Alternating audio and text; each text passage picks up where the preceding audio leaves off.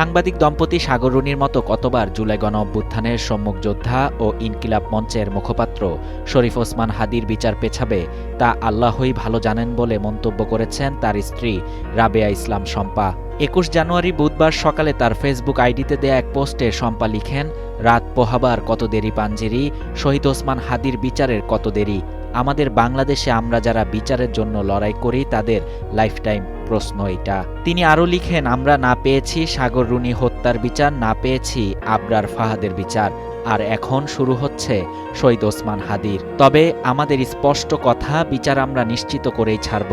শরীফ ওসমান হাদির স্ত্রী বলেন, হাদির হত্যার বিচার না হলে এই রাষ্ট্রে আর কখনো কারো জন্য মানুষ কাঁদবে না, রাস্তায় নামবে না, লড়াই করবে না। আপনারা যদি ভাবেন হাদির পরিবারকে এটা দিচ্ছি ওটা দিচ্ছি করে বিচার কাজ বন্ধ করবেন, তাহলে সেটা আপনাদের চরম বোকামি। হাদি কি আর তার পরিবারের একার আছে? সে তো সারা বাংলাদেশের। সবশেষ তিনি লিখেন, আমার কনসার্ন হলো হাদির রেখে যাওয়া আমানত আমার ছেলে ফিরনাসের সিকিউর ভবিষ্যৎ।